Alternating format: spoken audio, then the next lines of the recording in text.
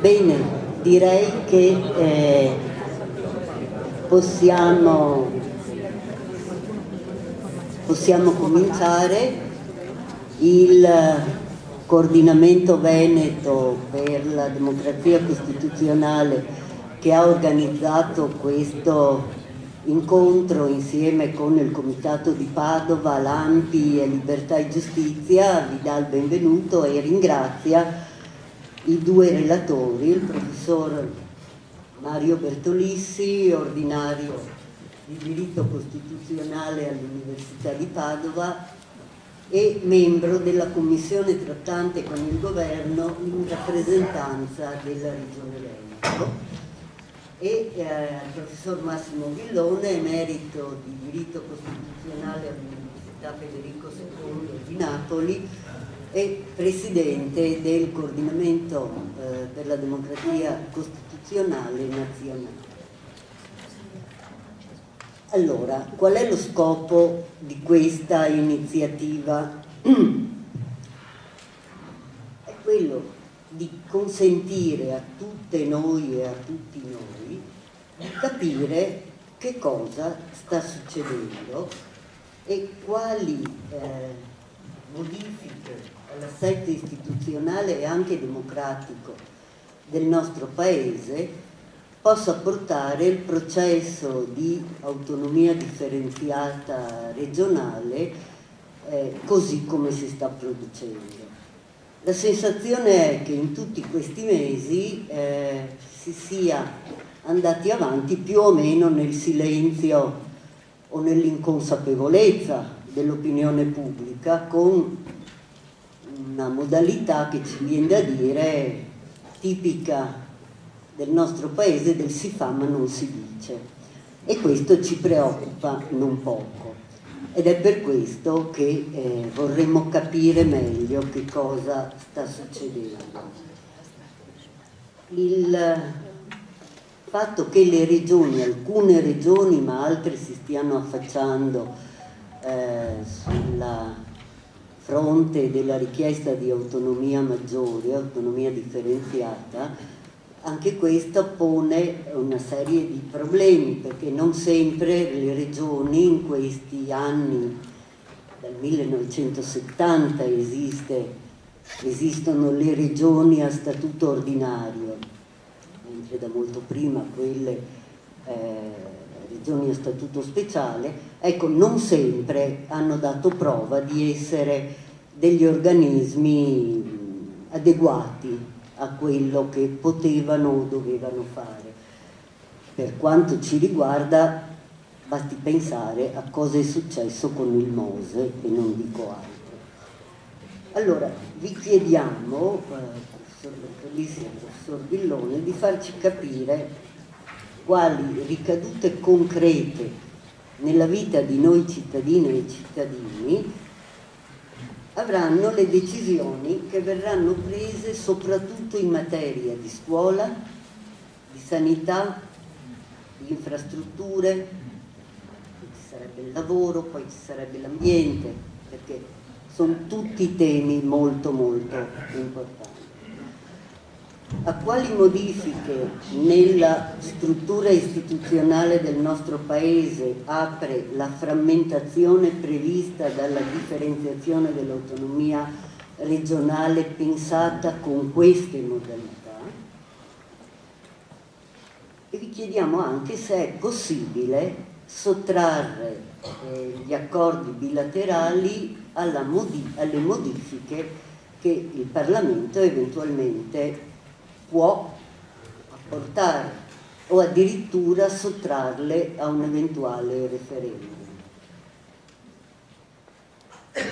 Credo che gli argomenti di cui discutere siano moltissimi. Vi ricordo che poi verso la seconda parte dell'incontro, che terminerà grosso modo alle 20, ci sarà lo spazio per delle brevi domande dal pubblico, brevi perché altrimenti non abbiamo la possibilità di dar la parola a molte persone e soprattutto dar la possibilità ai due interlocutori di rispondere. Modera l'incontro Claudio Malfitano, che è un redattore del Mattino di Padova e a cui passo immediatamente la parola, ringraziandovi ancora della vostra partecipazione. Sì, buonasera, grazie a Giuliana Beltrame e al Coordinamento Veneto per la Democrazia Costituzionale che ha organizzato questo appuntamento. Io per prima cosa devo portare le scuse del mio collega Albino Salmaso, che ha seguito tutto il percorso della trattativa sull'autonomia sin dagli inizi sulle pagine del Mattino di Padova, appunto, ma è stato trattenuto in redazione per impegni di lavoro e quindi non è potuto essere qui con noi questa sera per questo dibattito. Ovviamente ringrazio il professor Villone e il professor Bertolissi perché ci permettono questa sera di fare un po' di chiarezza e di fare un po' di informazione su un tema, quello dell'autonomia, che forse non è ancora entrato nell'agenda dei media mainstream nazionali, per cui diventa un argomento di discussione, primo argomento di discussione politico nazionale, ma io credo che ci arriverà presto perché è un argomento che tocca temi fondamentali della struttura dello Stato e i valori fondamentali del nostro Paese. I due ospiti, il professor Villone e il professor Bertolissi, ci permettono di fare un confronto di idee che va oltre quelli che sono gli slogan, che va oltre quelli che sono in qualche modo i talk show televisivi in cui si urla, ci si confronta magari un po' scontrandosi, ma alla fine magari si capisce molto poco, e invece è meglio approfondire con un confronto, diciamo così come abbiamo fatto questa sera noi qui a Padova. Sul tema, sull'autonomia, non sono mancati, a proposito di slogan e di urla, i contenuti shock. Con qualcuno lo vedremo anche questa sera. Si è parlato di secessione dei ricchi, si è parlato di salute differenziata, insomma si parla di argomenti che possono toccare la vita di tutti i giorni. Io mi prendo soltanto 5 minuti per introdurre, diciamo, dal punto di vista come dire, quasi didascalico il dibattito, chiarendo come nasce la storia di questo percorso che ha portato appunto alla trattativa tra Stato e, in questo caso qui Regione Veneto, ma ci sono anche la Regione Lombardia e la Regione Emilia-Romagna, su l'autonomia differenziata. E tutto parte, diciamo, da il contenuto della Costituzione, che è appunto l'articolo 116, che è quello che determina e chiarisce le regioni a statuto speciale, e ha un terzo comma che finora non era mai stato applicato e che recita: ulteriori forme e condizioni particolari di autonomia concernenti le materie di cui al terzo comma dell'articolo 117 e le materie indicate dal secondo comma del medesimo articolo, le lettere L, insomma NS, queste le vediamo dopo, possono essere attribuite ad altre regioni con legge dello Stato su iniziativa della regione interessata, sentiti gli enti locali, nel rispetto dei principi di cui all'articolo 119. La legge è approvata dalle Camere a maggioranza assoluta dei componenti sulla base di un'intesa fra lo Stato e la regione interessata. Allora, da dove parte? Anzi, intanto diciamo quali sono queste materie, visto che le parla l'articolo 116 della Costituzione. Sono queste, sono 3 che erano di competenza esclusiva dello Stato, ma sono trasferibili in base all'articolo 116, che sono organizzazione della giustizia di pace, norme generali sull'istruzione e tutela ambientale dei beni culturali. Le altre sono 20 e sono queste che vedete qui: rapporti internazionali con l'Unione Europea, commercio con l'estero, tutela e sicurezza del lavoro, istruzione, professioni, protezione civile, tutela della salute, alimentazione, ordinamento sportivo, previdenza complementare integrativa, produzione, trasporto e distribuzione nazionale dell'energia, beni culturali e ambientali, ordinamento della comunicazione, ricerca scientifica e tecnologica, governo del territorio, porti e aeroporti civili, grandi redditi di trasporto, casse di risparmio rurali, aziende di credito regionali, enti di credito fondiario e agrario regionali, coordinamento della finanza pubblica e sistema tributario. Come vedete, sono 23 materie che entrano nella vita quotidiana dei cittadini ogni giorno. e quindi è importantissimo capire come verranno gestite in futuro. Da dove è iniziato questo percorso? Io direi che la data di inizio di questo percorso, dopo vari tentativi di arrivare a una maggiore autonomia da parte sia della Regione Veneto che di altre regioni, la possiamo fissare al 13 marzo del 2016, cioè ormai circa 3 anni fa, quando il governatore del Veneto, Luca Zaia, annuncia di aver inviato al Presidente del Consiglio di allora, che era un certo Matteo Renzi, una lettera in cui chiede di aprire la procedura per l'autonomia sulla base del comma terzo dell'articolo 116 della Costituzione. La richiesta di Luca Zaia qual è? È di ottenere le 23 materie e di poter trattenere le risorse equivalenti del gettito di IRPEF, IVA e IRES. Praticamente è un'autonomia completa, quasi come quella della provincia autonoma di Bolzano. La risposta arriva pochi mesi dopo, nel maggio del 2016, dall'allora ministro per gli affari regionali, che era Enrico Costa, che oggi è un deputato di Forza Italia, che conduce la trattativa insieme al sottosegretario Gian Claudio Bressa. Questo anche per ricordare, visto che Matteo Renzi qualche giorno fa ha dichiarato che lui non avrebbe mai fatto partire la trattativa, scaricando in qualche modo la colpa, tra virgolette, sul suo successore Gentiloni, che in realtà la trattativa è partita proprio sotto il governo di Matteo Renzi. Trattativa che in realtà non fa nessun passo avanti fino alla data del 22 ottobre 2017. Tutti ricorderete i 2 referendum sull'autonomia che si sono tenuti in Veneto e in Lombardia. Subito dopo inizia il negoziato, a cui si giunge anche l'Emilia Romagna, dimostrando in qualche modo che non era necessario quel referendum per aprire la trattativa. Il referendum è stato solo un atto politico. Le prime preintese con queste 3 regioni sono state firmate il 28 febbraio del 2018, quindi pochi giorni prima del voto per le politiche. Sono intese firmate dai governatori di allora, quindi Zaia, Bonaccini e Maroni, considerano solo 5 materie: sanità, lavoro, ambiente, territorio, pubblica istruzione, ma in queste intese viene inserita per la prima volta la norma che è alla base, diciamo, della svolta e che crea il dibattito e le polemiche di questi giorni, cioè alle regioni viene riconosciuta la possibilità di trattenere una quota dell'aliquota del gettito fiscale di IRPEF, IVA, IRES per finanziare questi servizi ricevuti dallo Stato. In quegli accordi cosa è previsto? Che venga composta una commissione paritetica formata da 9 esperti designati dal governo e 9 esperti designati dalla regione, che stabilisca quelli che vengono chiamati i fabbisogni standard. E qui entriamo un po' nell'ambito tecnico di cui parleremo questa sera.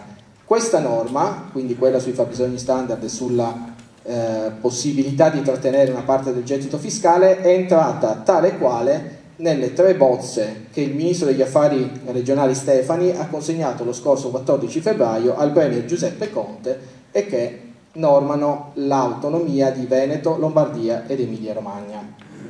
Quindi vediamo cosa prevedono queste bozze, che appunto sono bozze su cui si sta facendo la discussione in questi giorni e la trattativa tra governo e regioni.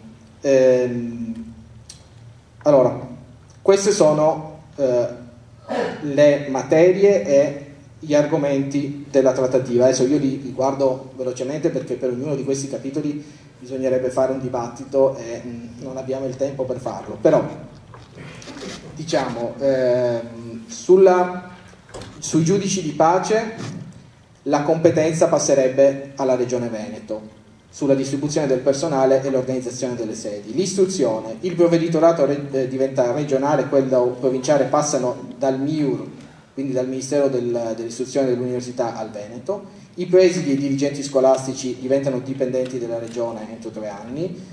Viene istituito il Fondo Pluriennale di Diritto allo Studio per la Scuola dell'Obbligo e l'Università. Le nuove assunzioni di personale docente e amministrativo si faranno con concorsi regionali e l'edilizia scolastica passerà dai comuni e delle province a competenza regionale. Ambiente, nuove competenze sulla raccolta dei rifiuti, lo smaltimento, compresi quelli speciali come amianto industriali, si farà il catasto dei rifiuti e poi la Regione vuole avere voce in capitolo sul potere di bonifica. Rapporti con l'Unione Europea, il Veneto potrà stipulare intese con enti territoriali esteri, potrà essere coinvolto nei contenziosi con Bruxelles. Ci saranno nuovi poteri anche sul lavoro, ci sarà un fondo regionale di cassa integrazione. Sulla ricerca scientifica ci sarà un coordinamento delle università con i centri regionali e l'accesso ai crediti d'imposta per le assunzioni altamente qualificate. Sanità, anche qui sapete già che è un tema che è già abbastanza trasferito alle regioni, ma ci sarà la possibilità di aumentare le piante organiche con l'attivazione di percorsi alternativi di formazione specialistica dei medici d'intesa con le università della regione, i contratti a tempo determinato per gli specializzandi e l'abolizione della compartecipazione alla spesa sanitaria e abolizione della quota fissa. Prodotti biologici, la regione avrà poteri di controllo legislativi, il fondo per lo sport che oggi è del CONI diventerà un fondo regionale, la protezione civile passerà interamente alla regione, la potestà legislativa con il potere di emanare ordinanze per eventi calamitosi e coordinamento del volontariato.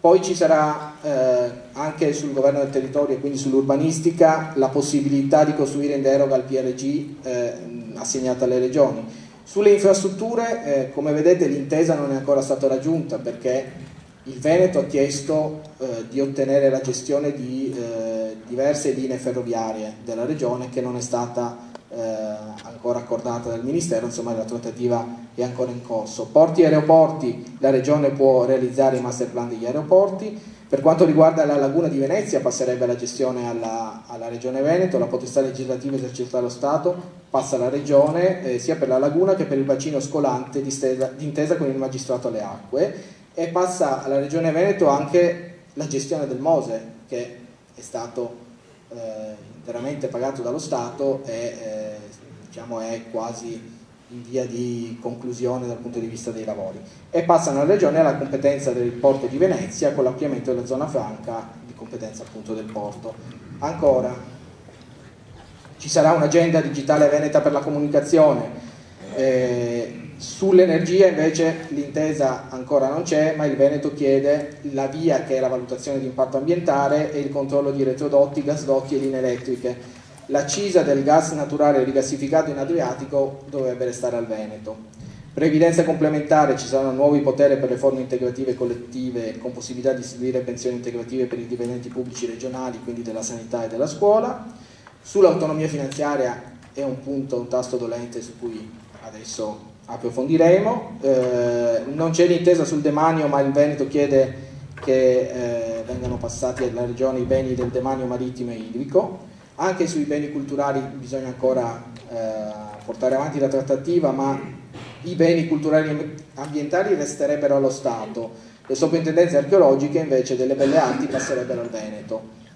Il fondo unico dello spettacolo viene rimodulato su base regionale e si crea un fondo per lo sviluppo del cinema e degli audiovisivi. Sulle casse di risparmio regionali c'è ancora la trattativa in corso, e poi alle cooperative sono attribuite nuove funzioni di vigilanza degli iscritti con un albo regionale.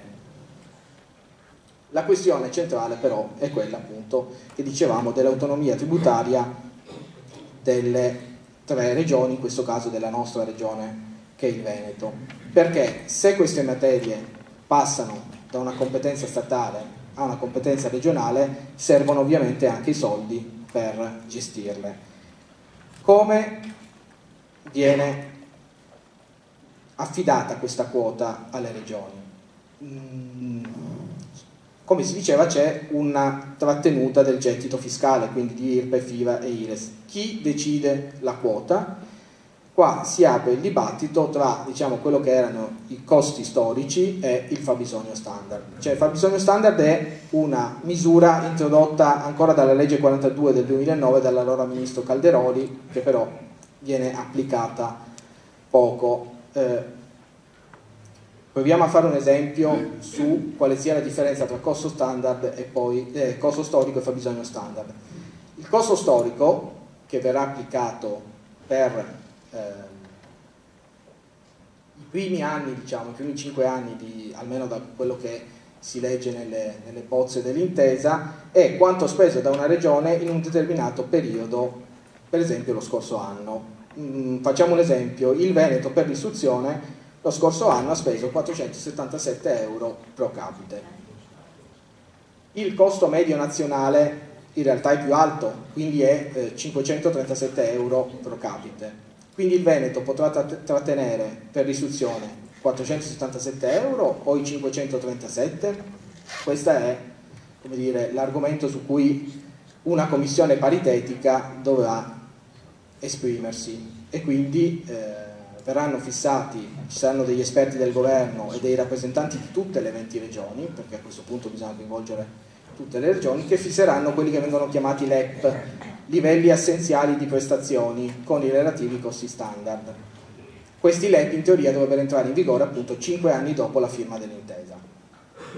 I LEP non sono altro che un po' quelli che forse avete sentito chiamare come LEA, i livelli essenziali di assistenza, che stabiliscono le tariffe di rimborso del sistema sanitario alle URSS. Quindi io, dopo questa difficile, come dire, disamina, qui 2 professori, quindi se ho sbagliato qualcosa mi correggeranno sicuramente, partirei da questo punto, dai soldi.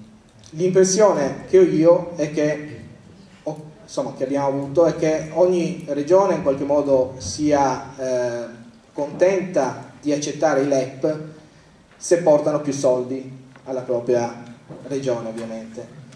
Ma come si può conciliare questo tipo di organizzazione dello Stato con i principi di solidarietà e sussidiarietà che sono previsti dalla nostra Costituzione? Perché alla fine il dibattito si riassume qui. Insomma, non è possibile pagare a tutti di più, e se paghiamo di più il Veneto, a qualcuno dovremo togliere. Quindi come si può gestire questa distribuzione del gettito fiscale? Io inizierei a, come dire, per dovere di ospitalità, a far parlare il professor Villone, e poi facciamo parlare prima il professor Bertoluzzi.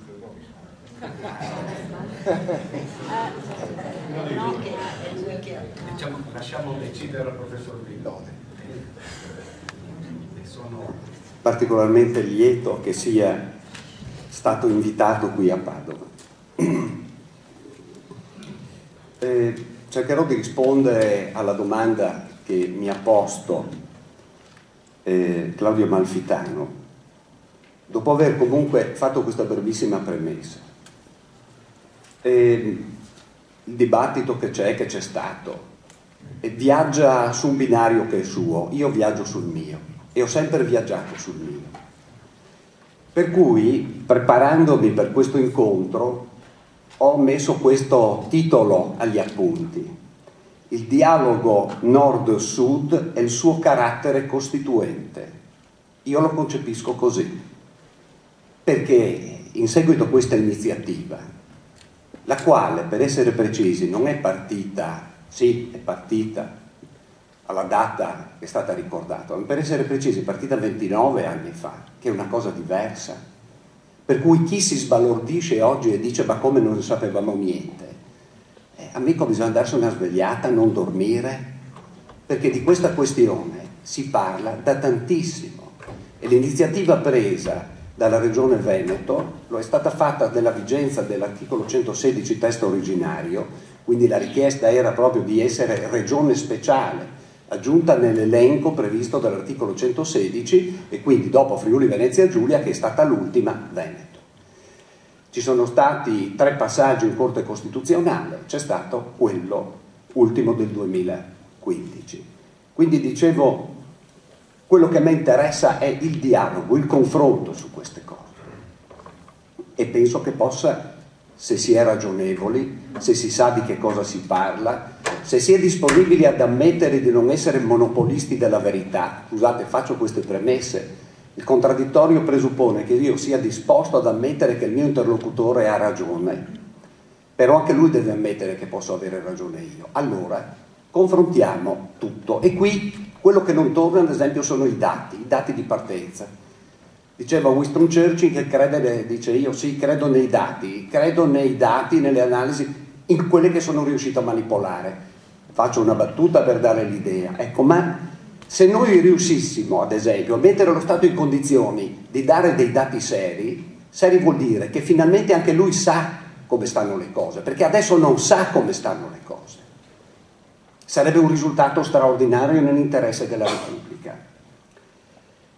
Allora è una questione che è partita da lontano, come diceva, che ha avuto diversi passaggi, ma dopo semmai verranno fuori altre questioni. Io adesso mi riferisco alla domanda che ha fatto Claudio Malfitano. Dice: partiamo dai soldi, e detta così, insomma, tutti ci starebbero se portassero a casa qualcosa di più.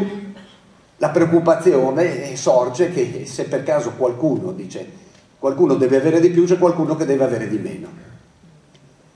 Ecco, allora qual è il presupposto non dichiarato ma che va verificato? Se si pensa che qualcuno possa guadagnare senza togliere a nessuno, vuol dire che vive in un altro mondo. Se uno dice no, bisogna togliere a qualcuno, e si dice no, non si può, ma bisogna che il presupposto sia che esistano la parità di condizioni, perché quando si afferma non ci devono essere cittadini di serie A e di serie B, non è che non ci devono essere, ci sono da sempre. Ve lo svelo in anteprima mondiale, come diceva il Guerrier Sportivo, scriveva ai suoi tempi quando lo leggevo. Ecco. E qui bisogna allora prendere in mano i dati. Io non ho la verità, però ho qualche dato che posso dare, tra l'altro non dati per singoli frammenti, perché allora, se comincio con una provocazione, che tanto non è una provocazione, perché anzi dialogheremo splendidamente, ci mancherebbe, però avete mai sentito parlare dei forestali? Ecco, allora c'è qualcuno che ha una roba come 20.000 forestali, c'è qualcuno che ne ha 600, 700, 800, come qui, che pagano quanto possono. Ecco, allora bisogna metterci insieme tutto, no? Perché se prendiamo questo siamo in vantaggio noi, se magari prendiamo qualcos'altro, gli asili nido, tanto per fare un altro caso, allora probabilmente lì non tornano i conti. Però io vi rivelo che quando si è fatta la legge sugli asili nido e si è spezzata la provincia di Udine, la vecchia provincia di Udine con 180 comuni, in Udine Pordenone, i miei compatrioti erano fedeli all'indicazione data: bisogna raggiungere il pareggio, che era il pareggio contabile, ma come, insomma, ci stavano dentro. Però in questo modo hanno finanziato che cosa? Gli asili nido dell'Emilia Romagna, perché loro procedevano col sistema del deficit spending. Voi capite? E qui si inserisce la spesa storica. Allora, un piccolo cenno soltanto su qualche dato. Quelli che io ho così tirato fuori. Ragioneria Generale dello Stato. Nel report del 2016, ma è uscito da poco anche quello relativo, che è stato pubblicato, relativo al 2017 e 2018, non è che cambi di molto, ma io vi dico semplicemente così. Ecco la questione, dice qualcuno: se qualcuno deve avere, qualcuno ci deve perdere. Allora io vi dico questo: vi pare che sia possibile che, se noi prendiamo ciascuno di noi che siamo qua e diciamo come stanno le cose per noi, stanno in questi termini, che la spesa, tutta la spesa pubblica, quindi non è qui questione di chi ha le competenze, perché nell'ambito della Regione Veneto tutte le autorità che ci sono, da quella statale fino all'ultima comunale, sono prese in considerazione. Quindi, ripeto, è il tutto che si spende. La media era 2.741 euro a persona. Non serve che vi citi gli ultimi dati, che più o meno sono lo stesso. Vi pare possibile che invece nella provincia di Bolzano si spenda per ogni, se fossimo là, spenderebbero per ciascuno di noi, invece che 2.741 euro, 8.964? Secondo voi, qui il problema non è l'articolo 5 della Costituzione, sono gli articoli 2 e 3? Capite il punto qual è? Adesso viene in evidenza questo aspetto, naturalmente discriminati, dopodiché si scende dall'alto, provincia di Trento, Valle d'Aosta, poi c'è Lazio, Friuli Venezia Giulia, Sardegna, sono tutte le regioni speciali che sono un problema. E dopo andiamo avanti, Campania 3.637 quella volta, dopodiché le ultime sono sempre le ultime, la Lombardia è proprio l'ultima, poi l'Emilia e il Veneto. Queste tre regioni sono quelle poi che danno di più in termini di risorse alla collettività e lo danno in nome della solidarietà. Allora, io qui, senza prendere posizione su niente, si può perché non mi interessa, dico soltanto questo: le risorse sono allocate territorialmente in violazione palese e sistematica del principio costituzionale sia di solidarietà, di eguaglianza, e quindi finisce anche per violare l'articolo 5 sul pluralismo autonomistico. Vogliamo mettere un po' di ordine. Se poi alla fine e qui viene fuori la questione dei 9 decimi, che è stato un ballon d'essai, nel senso che lo si è chiesto, lo si è detto, l'ha detto meglio, io non l'ho mai detto e non mi importa. Vogliamo i 9 decimi, come le province di Trento e di Bolzano. Voi sapete comunque, e qui lo ricordo anche, insomma lo ricordo tutti, che noi abbiamo i comuni secessionisti cosiddetti, e già Sappada è passato al Friuli Venezia Giulia e c'è la lista d'attesa, compresa Cortina, che se ne vuole dare dall'altra parte. Perché? Perché da una parte ci sono i contributi per la casa, per le seggiovie, per i trasporti, per i punti, il servizio sanitario territoriale di base, passato un metro dall'altra parte, dico qui mancano, dall'altra parte ci sono. Ecco, questa è una piccola spia che mette in evidenza delle difficoltà. C'è anche la violazione del principio della libera concorrenza, se volete. Bene, questo per dire quindi che c'è un problema di riordine della distribuzione delle risorse. Ecco, e c'è qualcuno che ha di più di altri. Naturalmente qui i danneggiati, attenzione, sono anche i campani. Ecco, e i campani magari hanno qualcosa di più di qualche altro che è vicino. Il problema della ristrutturazione della finanza. La tragedia è stata poi, tra l'altro, ecco perché l'adozione del sistema del criterio del costo storico. Perché costo storico cosa significa? Significa che noi pietrifichiamo questi sistemi. Se uno vive bene pasteggiando come Chandon e Aragoste, lui continua a fare così. Un altro invece, un bel ovetto, ma l'ovetto è nutriente, un po' di insalatine è nutriente, va avanti così tutta la vita, ciascuno su un binario che è il suo. Perché il costo storico è questo, che fotografa lo stato delle cose, che uno spenda bene o spenda male, non importa assolutamente nulla. Allora, è il costo che ha incorporato in sé l'inefficienza e la irresponsabilità. Chi lo dice? E dopo finisco sul punto, però dice citi, sì, cito perché è inutile, altrimenti uno pensa che sia io che le racconto.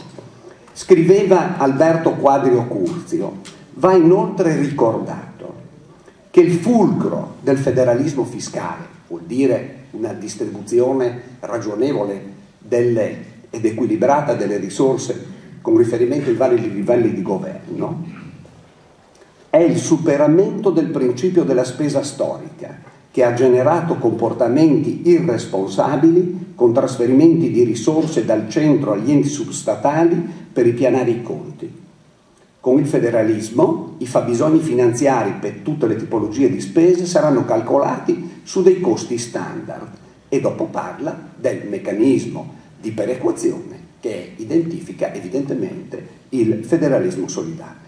L'ultima battuta soltanto, meriterebbe di essere letto il paragrafo che l'allora governatore della Banca d'Italia Mario Draghi, nelle considerazioni finali del 31 maggio 2008, ebbe a dedicare allo sviluppo del Mezzogiorno e al federalismo fiscale. Mi ribadisce gli stessi criteri, semmai lo richiamo dopo per non fare affermazioni troppo lunghe, ma credo di aver segnalato come ci sono dei problemi seri di giustizia che stanno alla base di queste richieste che sono state formulate e che potrebbero mettere in funzione un meccanismo virtuoso, se si è capaci di colloquiare, evidentemente. Grazie al professor Bertolisi. Adesso sentiamo il professor Villone. Insomma, il costo storico penalizza le regioni più povere oppure no? E poi, oppure modificando questo meccanismo magari corriamo il rischio come qualcuno sostiene, invece di ancorare quello che è il fabbisogno della popolazione al PIL espresso da un'area, quindi insomma favorire quelle più ricche.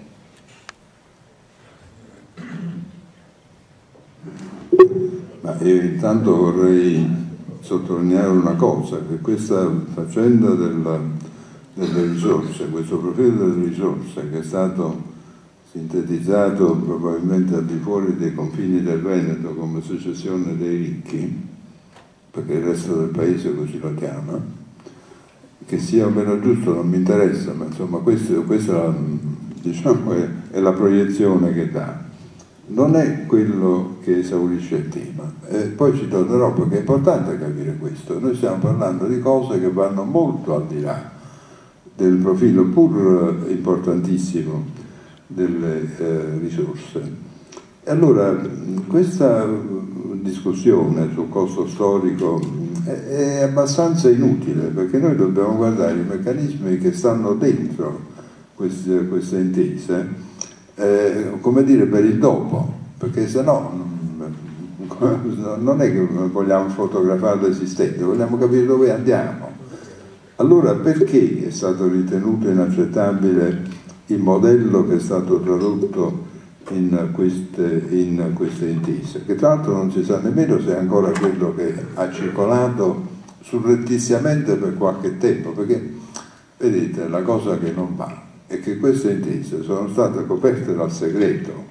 Io non so se il professor Bertolisi, mi pare di aver capito, è stato in qualche misura partecipe dell'elaborazione, ma al di fuori non si è saputo nulla di queste intese, a parte il fatto che sono nate male, perché mi permetto di dire, un governo a 5 giorni dal voto che firma una preintesa di questa portata, un governo a 5 giorni dal voto, è un governo già morto, senza fiducia, è un governo limitato agli affari correnti, come si diceva all'ordinaria amministrazione, concetti in qualche modo sfuggenti, ma se una cosa è ovvia è che tutta questa roba qui non è, come dire, riducibile agli affari correnti, all'ordinaria amministrazione. Quelle preintese non dovevano nemmeno essere firmate, dovevano essere rimandate al successivo governo, quando avesse avuto la fiducia e avesse avuto la responsabilità politica di fronte al Parlamento. Quindi questa è già una cosa che, come dire, mette un marchio, ma perché l'avete voluto fare per forza? C'era una norma di legge che impegnava il governo entro 60 giorni ad attivarsi sulla richiesta delle regioni. Attivarsi, non chiudere. Attivarsi significa avviare, cominciare, iniziare, certamente non firmare. Quindi già questo induce, come dire, diffidenza. E la domanda, ma perché? Che cosa le volevate? Tanto più che in quei giorni girò sui giornali, sulla stampa locale, forse proprio sul Mattino d'Italia, la notizia per cui le parti contraenti avevano convenuto di tenere le carte assolutamente riservate. Forse era il Mattino, non lo so, comunque ce l'ho conservato da qualche parte questo. E cioè proprio l'intento, perché riservate? Perché non volevano turbare la campagna elettorale. Cioè, non solo si è firmata una cosa che non si doveva firmare, ma la si è nascosta alla pubblica opinione dolosamente. E vi pare che allora questo avvio possa indurre, come dire, disponibilità al dialogo? E insomma sembra di dire, vabbè, ma qua mi stanno entrando i ladri in casa la notte tempo, sotto il manto dell'oscurità. Questo è pessimo avvio, aggravato dal fatto che poi non se ne è saputo più nulla. Io ho appreso qualche giorno fa che ci sono state, dicono, letto dai giornali, 85 riunioni fra i tecnici dei ministeri e quelli delle regioni, 85 riunioni di cui non c'è stata notizia né traccia. Solo non più di una settimana o 10 giorni fa sono uscite surrettiziamente delle bozze che poi sono state ritirate. Se voi andate oggi sui siti del governo non trovate più quelle cose che ha letto il nostro coordinatore, trovate dei testi concordati di parte generale, ma le cose che lui ha detto non ci stanno più. Ancora l'oscurità, ancora a nascondere. Ma che cosa si deve nascondere? È questo che suscita la diffidenza. Perché diceva giustamente il professor Bertolissi, i dati, a parte il fatto che concordo con lui, è molto difficile, come dire, sapere quei dati veri quali sono, però è anche vero che se è molto difficile sapere i dati quali sono, bisognerebbe astenersi dal fare scelte sulla base dell'incertezza, no? Ma quello che si può fare però è guardare ai percorsi, perché se io non ho certezza dei dati, ma vedo i percorsi, so in qualche modo dove vado, la mia direzione. Mi posso orientare, se non sulle certezze di dati che non sono certi, perché è vero, non sono certi, perché se ne possono avere tanti diversi anche rispetto a quelli che adesso citava l'amico e collega Mario Bertolissi, ma perlomeno sapere allora che cosa si trovava in queste bozze scomparse. Quindi io vi parlo delle bozze scomparse, imparate, però non è colpa mia, le hanno tolte, però hanno avuto una circolazione, quindi sono nella memoria del web, e siccome la memoria del web, come sapete, è eterna, ormai non potranno mai più essere ritirate queste bozze. Allora c'era questa cosa del costo storico, adesso vengo alla domanda. Però il costo storico, che ovviamente va superato, è inutile, nessuno difende il costo storico, è chiaro che va superato, era un transitorio. Dal transitorio si passava ai costi standard, un concetto non facilissimo da puntualizzare, perché poi il costo standard va visto nel contesto, diciamo, in cui si va a svolgere un servizio, insomma, no? Perché è chiaro che può essere molto diverso, quindi l'esempio che normalmente si fa, la siringa deve costare la stessa cifra a Bolzano e a Reggio Calabria, è un esempio molto stupido, perché è ovvio che la siringa sì, ma il servizio nel suo complesso bisogna vedere, non è detto che poi sia lo stesso costo, quindi il costo standard non è facilissimo da definire, ma comunque ci si può arrivare. Ma il punto che c'era poi in quelle bozze scomparse, e veniva appena dopo e diceva che dal costo standard come parametro per definire il fabbisogno, e cioè i soldi, le risorse da dare alla regione, si passava poi al gettito tributario riferibile al territorio. E allora questo cambiava totalmente, come vedete, lo scenario. E con 4 parole si rovesciava il mondo. Perché? Perché non stiamo più parlando di determinare il fabbisogno in base a quello che costa un determinato servizio. No, io sto dicendo che sto determinando il fabbisogno in base alla capacità fiscale del territorio. Il che significa che il territorio più ricco ovviamente tira un fabbisogno maggiore e di per sé ha servizi di qualità e quantità più elevati. Quindi i ricchi hanno diritto a stare meglio, non è che stanno meglio di fatto, hanno diritto a stare meglio, sono garantiti nello stare meglio perché ci vanno più soldi. Era questo il passaggio totalmente inaccettabile di quelle bozze lì scomparse, perché poi non si sa se sia rimasto, siccome c'è stata una sorta di sollevazione che diceva brutti ladri, ma che cosa pensate di fare così, no? I ricchi più ricchi per norma e i poveri più poveri, e allora forse per questo sono scomparse quelle bozze. Però pare, perché ovviamente di questo noi siamo nel regno delle ipotesi, perché è tutto coperto dal segreto, pare che sia stato sostituito da altri meccanismi che sarebbero i seguenti. Un primo meccanismo sarebbe che quando c'è un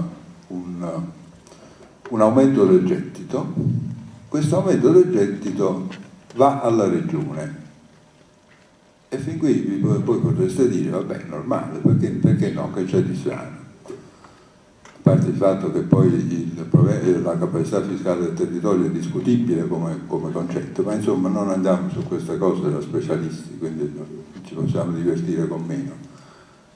Però poi c'era un'altra parte, che era, come dire, a complemento. E se diminuisce il gettito, perché uno se la pone una domanda, vabbè, gli anni buoni sale, e gli anni cattivi che succede? Adesso sono anni cattivi, per esempio potrà succedere, no? Se diminuiva il gettito, queste stesse bozze, sempre quelle scomparse, garantivano che alla regione andasse comunque il gettito fino allora percepito a carico dello Stato. Cioè, se tu hai più gettito in casa, te lo pigli, se hai di meno te lo porto io al livello che hai, in modo che tu non perdi niente. Un meccanismo win-win, si direbbe in inglese, per la regione.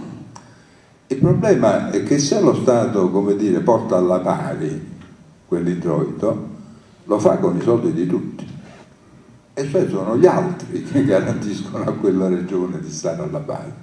Tanto più che, questo è reso certo dall'ultimissima innovazione, che questa compare nella parte generale che è attualmente online, che è il motivo per cui il MEF, il Ministero di Economia e Finanza, ha dato alla fine l'ok. E è stato annunciato questo in modo trionfale dalla leghista Stefani e dal leghista Garavaglia, sottosegretario al Ministero dell'Economia e Finanza, ed è una invenzione come dire, mai vista prima, che è l'invarianza di spesa.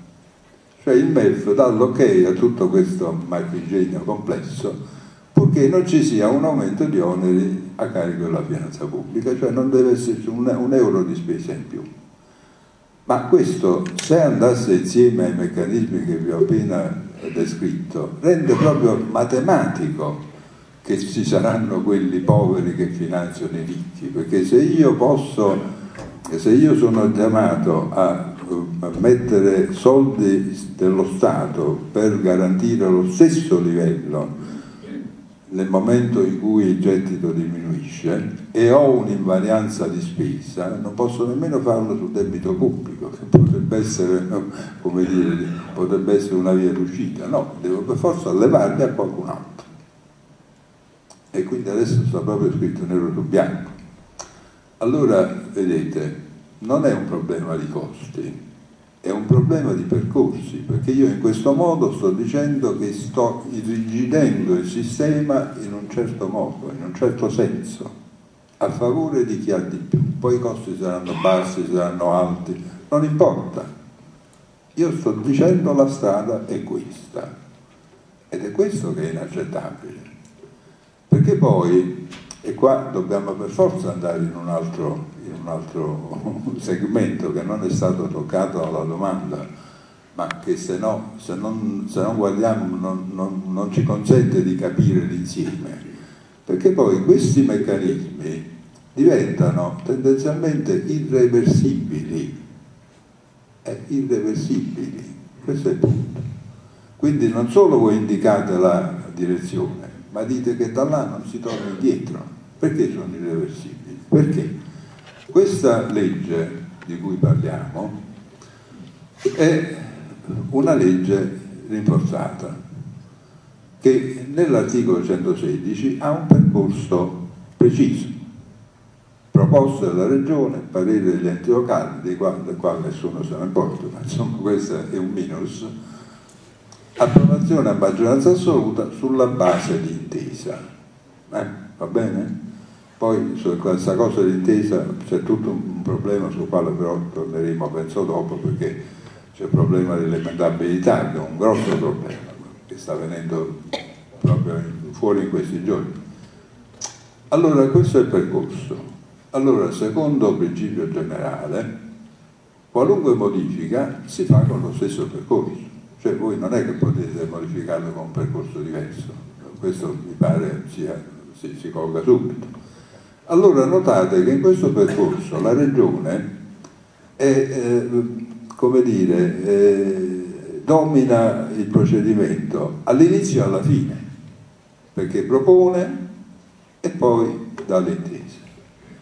Questo significa che la Regione, se dice di no o non si muove, blocca il procedimento e può quindi impedire la modifica successiva a questa prima legiferazione. Cioè, una volta che si fa questa legge senza l'accordo della Regione non si modifica più. Quindi qualunque meccanismo di trasferimento di risorse che abbia messo dentro rimane come se fosse nelle tavole di Mosè se la Regione non è d'accordo.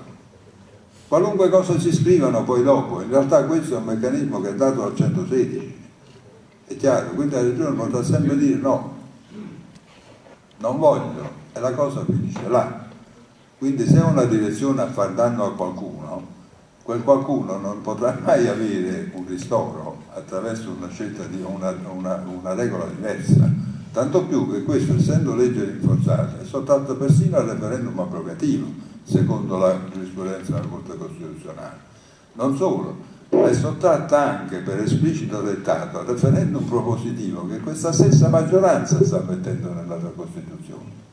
Prima, nella prima stesura, non c'era questo, l'hanno aggiunta questa regoletta, per cui non si applica alle leggi a iniziativa riservata e a procedure rinforzate. Quindi non si può avere né il referendum propositivo né il referendum abrogativo e non si può avere una modifica legislativa per i motivi che ho detto.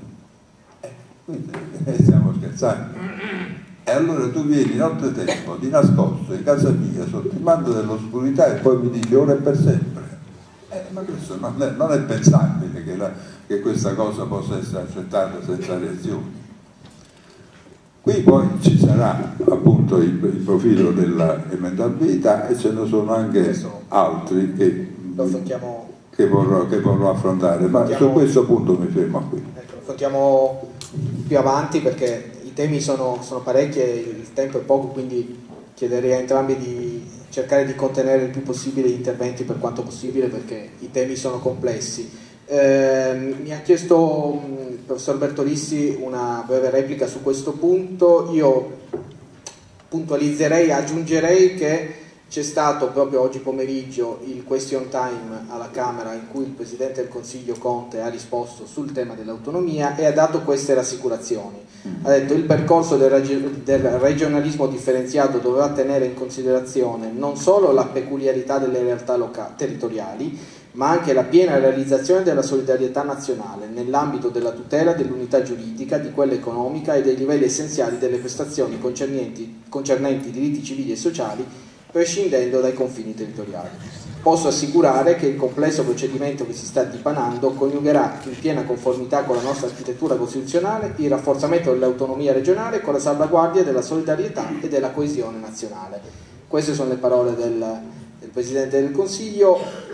Rispetto a quello che diceva anche il professor Villone, ovviamente ci sarebbe piaciuto poter discutere su una intesa già firmata come pensavamo potesse essere. In realtà stiamo parlando ancora di una trattativa, per cui ci sono bozze, per cui appunto sono indiscrezioni che a volte vengono raccolte dai giornali, ma non c'è effettivamente una bozza firmata.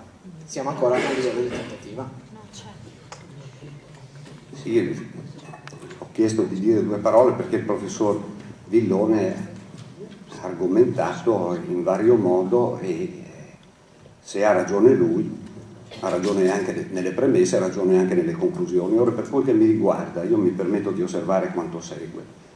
In ordine alla segretezza, non è questione di essere segreto, se si sta trattando, il testo cambia a ogni momento e comunque le varie componenti tecniche e politiche, ma tecniche soprattutto, si trovano fino a quando il testo non è ultimato, è una sorta di non testo. Ecco, non mi risulta che tutto quello che accade a Roma sia messo online prima di essere concluso e il cittadino vada, guardi e via di questo passo. Secondo ordine di considerazioni. Dunque, io se leggo l'articolo 116, terzo comma, Lì si dice che ciascuna regione chiede, fa la sua iniziativa. Non è mica detto che deve sentire l'universo intero e le altre regioni. La verità è questa, che se non si bossa, adesso non mi importa, ciascuno dia il giudizio che vuole, che non me ne importa, fatto sta che se non avesse cominciato 29 anni fa, non fosse andata avanti, non avesse testardamente continuato a chiedere, vuol dire che era un'esigenza impellente. Faccio un piccolo cenno. Qui hanno votato quelli che hanno votato al referendum consultivo. Hanno fatto il referendum consultivo a Roma sulla disastrata azienda municipalizzata dei trasporti, non è andato a votare nessuno. Ci sarà una differenza di sensibilità. Esisteranno differenze nella gestione di Milano e di Roma a proposito e dei costi, tanto perché adesso dopo bisogna scendere al concreto, perché altrimenti è inutile disquisire dei diritti che sono vuoti dopo. Le prestazioni e i servizi ci sono o non ci sono? Se costa di meno vuol dire che si è gestito meglio, cioè si è realizzata, si è attuata un buon governo e una buona amministrazione. Quindi la questione della segretezza, lo dico sinceramente, se uno vuole ritenere che è segreto, vabbè, contento lui. Il problema è che nessuno ce l'ha tra le mani fino a quando il testo non è ultimato. E dopodiché uno si informa, vede, fa. Ripeto, nel 116 ciascuna regione chiede. Io semmai posso dire che dopo che è stato chiesto dalla regione si sono svegliate le altre. Allora, anche la Campania ultimamente, lo fanno per uno sviscerato amore nei confronti dell'autonomia del 116 terzo com, oppure lo si fa per imitazione, oppure non lo so soltanto questo. Comunque nessuno interferisce sulla richiesta della Campania, non mi risulta che qualcuno abbia preso posizione. Se poi si pensa, ecco, scusate, al problema relativo alla questione, scusate, il problema della fiscalità. Quando prima il professor Villone diceva se le cose vanno bene allora incamero, se vanno male io mi tengo quello che ho, non è così. La disposizione che qui è prevista riguarda il seguente fatto, che se io ottengo il trasferimento di alcune risorse e dopodiché la compartecipazione, supponiamo all'IRPEF, interviene lo Stato che modifica l'aliquota di prelievo, supponiamo che la abbassi. Evidentemente, avendo io la compartecipazione, ecco, io mi trovo ad avere dei cespiti diminuiti, mentre qui significa questo: se tu conservi inalterato il complesso delle disponibilità che dai alle altre regioni, avendo tu manovrato unilateralmente, lo puoi fare sui grandi tributi, ci mancherebbe, la politica economica, politica finanziaria ce l'hai tu, beh allora devi tenermi al livello delle altre regioni, altrimenti tu manovri sul rubinetto, va bene, mi fai venire meno acqua, hai capito, se l'altra la compensi con le botti, dai qualche botte anche a me. Qui vuol dire che le cose restano a parità di condizioni con le altre regioni. E qui intervengo su un tema che mi dispiace ma è quello che conosco, e che è quello della finanza. In tutta la storia, io ho sulle spalle 30 anni di frequentazione della Corte Costituzionale e escluso che la medesima non intervenga pesantemente per assicurare il rispetto del principio costituzionale di solidarietà e di eguaglianza. E chi vorrà solleverà questioni di legittimità costituzionale, porterà al vaglio della Corte, va bene, tutte le leggi, ivi comprese la legge rinforzata di cui è l'articolo 116 terzo comma. Quanto al discorso della modificabilità, qui l'intesa non è che dura per sempre, ha un termine. Secondo ordine di considerazioni si trascura di dire che c'è una commissione paritetica formata da X più X che sono pari, se non si mettono d'accordo non va avanti niente. Ed è in quella sede, tra l'altro, che lo Stato, con la garante di tutto quello di cui ci si preoccupa, saprà assicurare che non venga violato nessuno dei principi anzidetti per cui i ricchi scappano con la cassa, uno scappa meglio con la cassa, diventa ricco mentre l'altro resta povero. Non è mai accaduto e non accadrà. Semmai mi posso dire che, avendo sollevato la questione davanti alla Corte circa la incostituzionalità della spesa storica, che adesso la mettono tutti, no? Abbiamo scoperto l'acqua calda, la spesa storica è quella che penalizza, peccato che io ho eccepito 1 miliardo di volte e mi hanno detto che andava sempre bene. No, non funziona così. Perché? Perché certe volte ti va bene la spesa storica, certe altre non ti va bene la spesa storica. Allora adesso è venuto il momento, secondo me, di fare un fermo e di stabilire regole uguali per tutti. E io sono d'accordo che se la conclusione fosse, come dice il professor Villone, che c'è la secessione dei ricchi, il primo a votare contro sta roba sono io. Ma non è così.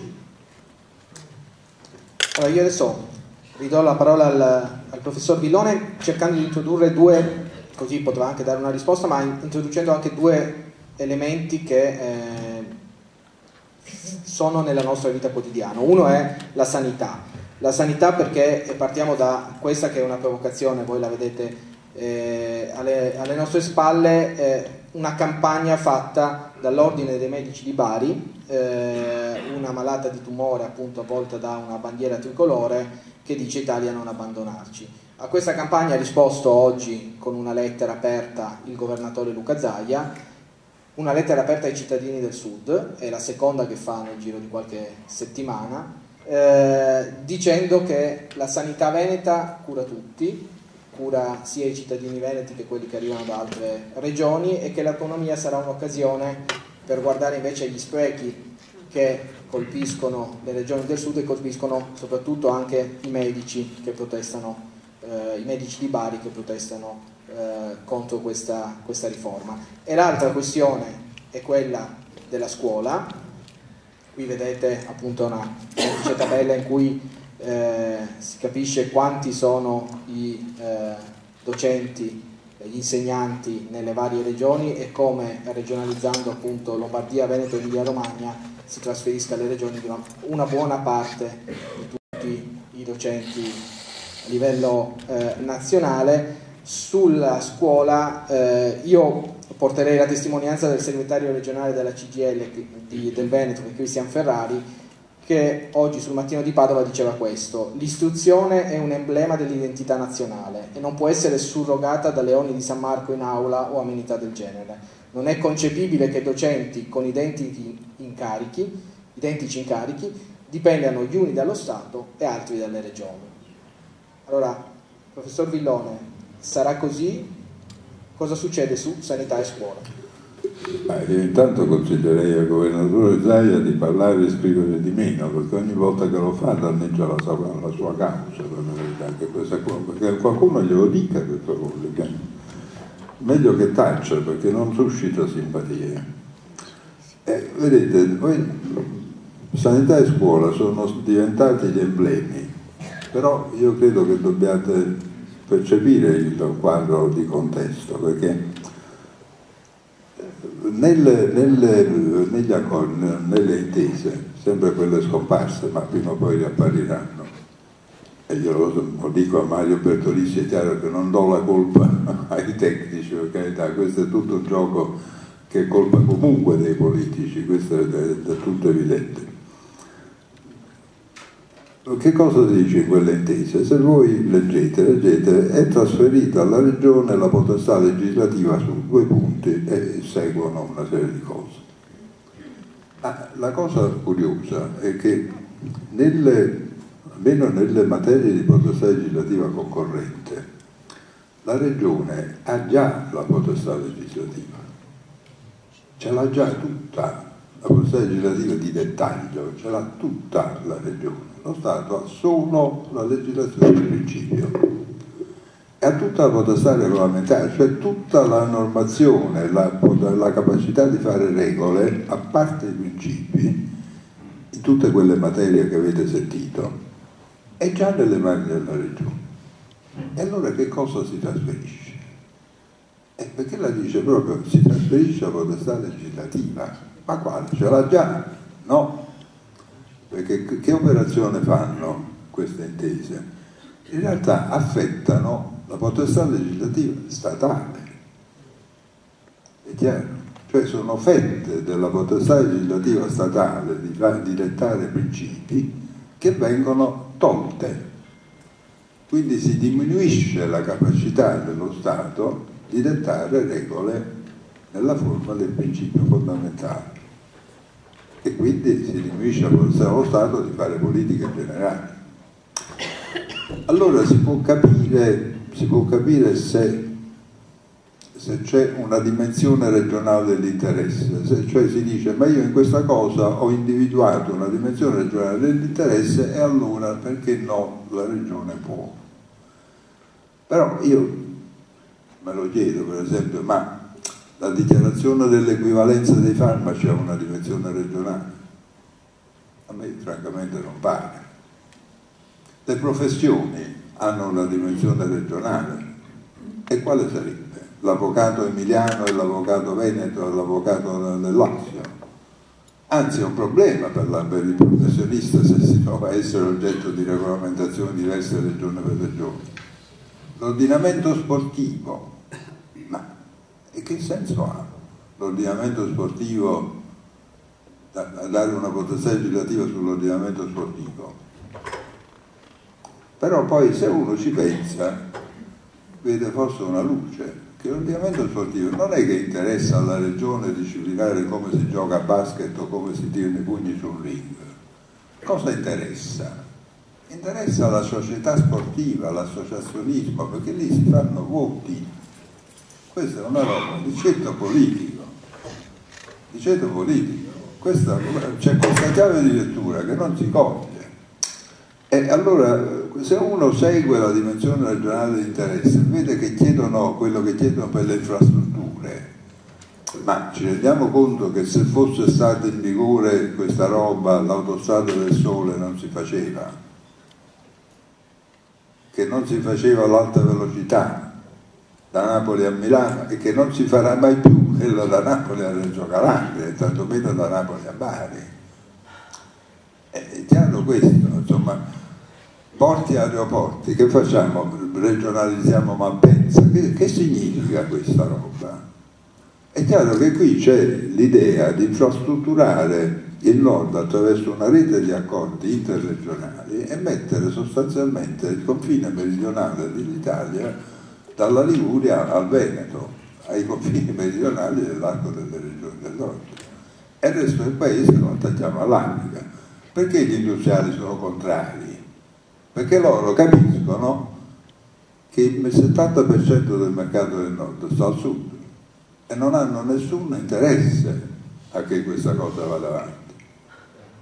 Quindi cogliete bene questa vicenda, insomma, che interessa a noi, ma ci può mai interessare di avere il Colosseo della regione Lazio, gli scavi di Pompei della regione Campania? E cioè che se uno si pone in questa ottica dice ma proprio è una roba da manicomio, si spiega però perché il ceto politico sta scommettendo sulla frantumazione. Io ieri ho scritto un articolo in cui dico noi stiamo andando verso uno scenario cecoslovacco. Quel paese nel 1992 si divise per un voto parlamentare. Non c'è stato nessun disordine, contrasti, spargimenti, no, in modo estremamente pacifico, per un voto parlamentare perché lo volle il ceto politico, perché era nell'interesse del ceto politico, non della gente, il ceto politico lo voleva.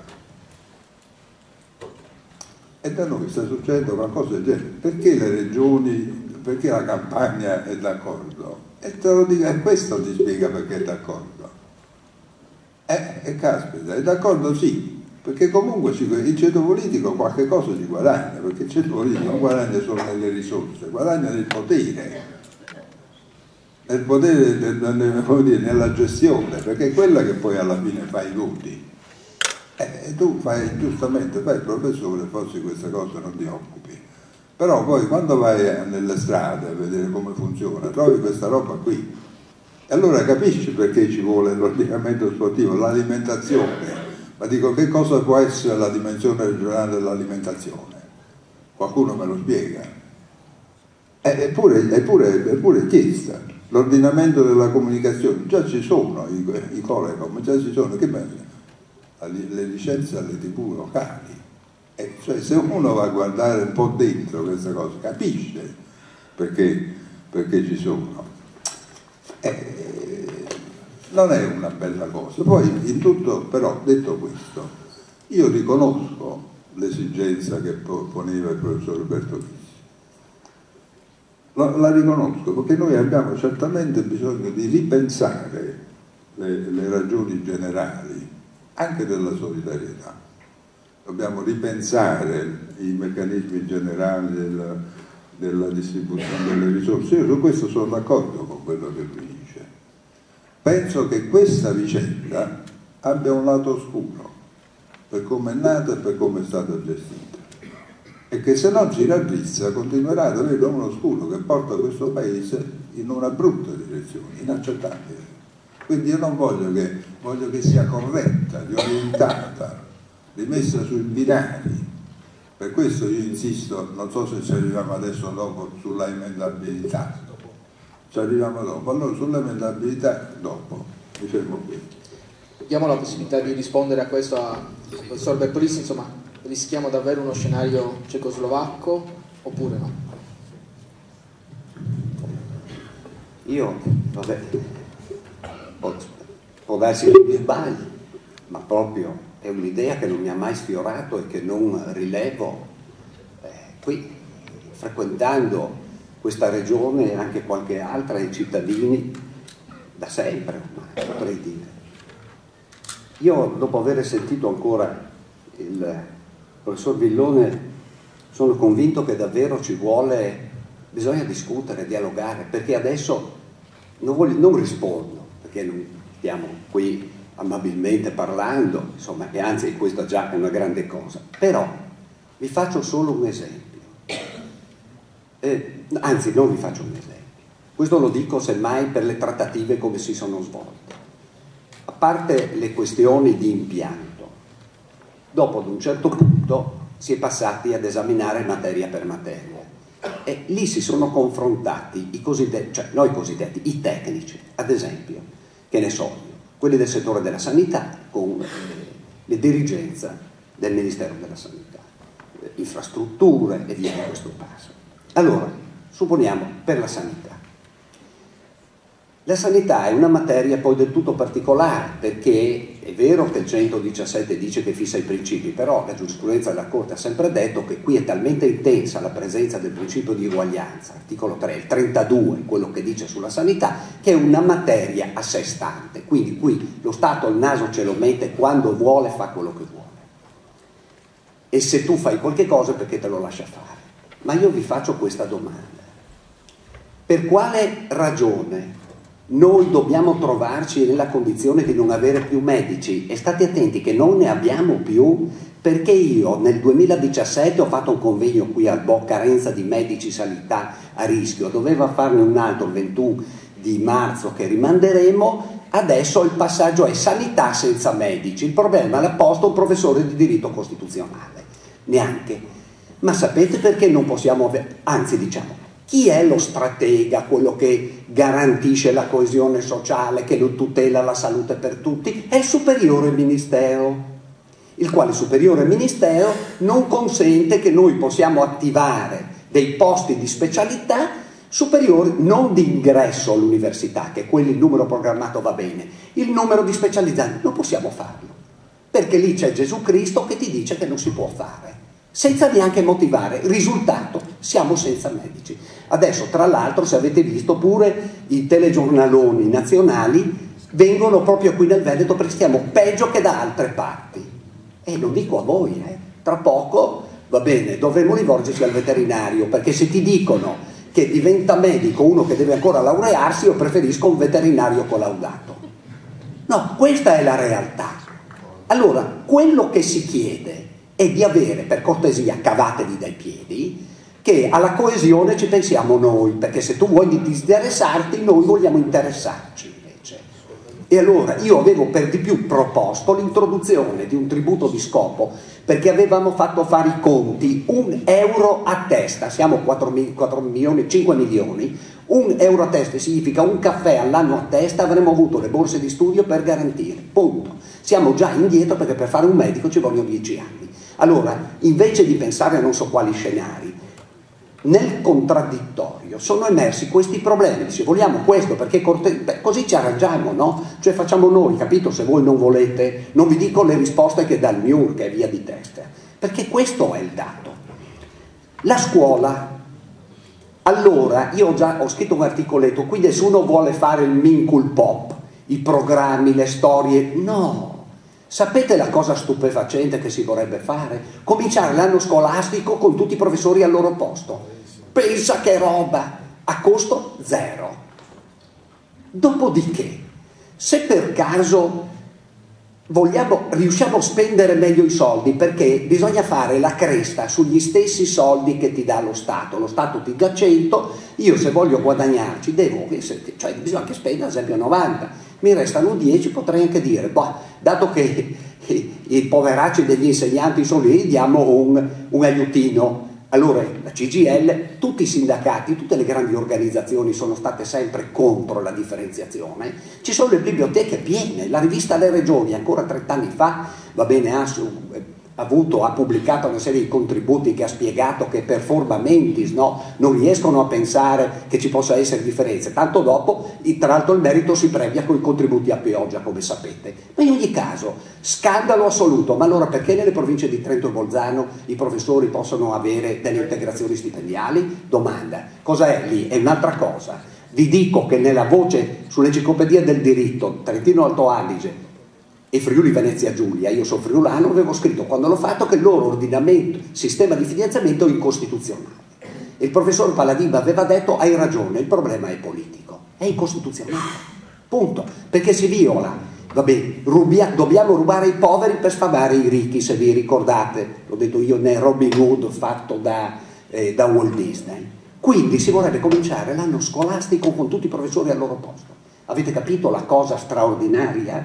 Viene fuori un problema di organizzazione. I medici, ve l'ho detto, personale, le professioni, ma non sono le professioni ordinistiche, sono le professioni non ordinistiche, ad esempio lo sciatore, quell'altro che non so, il parrucchiere, la storia, non avvocato, ingegnere, architetto e via dicendo. Queste nessuno pensa di metterci in mano, sono questioni tra l'altro di miserabile dettaglio. Le infrastrutture, non è vero che la regione vuole le infrastrutture, perché non è possibile. Se c'è l'autostrada che parte da Torino e va a Venezia, sapete che cosa vorrebbe la regione? Vorrebbe la regione poter controllare che la concessione data dallo Stato, sia rispettata. Perché questo ve lo dico io per conoscenza diretta, da quando non ci sono gli enti locali, perché hanno venduto le loro partecipazioni nelle società Padova-Brescia, Padova-Venezia, l'attenzione è calata. E adesso, se voi viaggiate, perché bisogna viaggiare, scoprite che l'autostrada è abbandonata a se stessa. E non vado oltre perché ho anche dei dati molto precisi. Morandi è venuto giù ed è un'infrastruttura nelle mani dello Stato. Vi risulta che sia stata controllata bene? Sono stati 43 morti, si è sbriciolato tutto, un ponte Milvio ancora in piedi. Il controllo, e io ho scritto un articoletto che ho finito così: il ponte Morandi, tanto per essere chiaro, è crollato per ragioni di avidità, punto. Il resto sono questioni tecniche, tanto per essere precisi, esatto. Quindi tutto questo, se il professor Villone ha ragione e è scritto questo, ha ragione, scusate, se è scritto o sarà scritto quello che il professor Villone ha detto, è chiaro che non sta né in cielo né in terra. Qui si tratta soltanto di questi profili.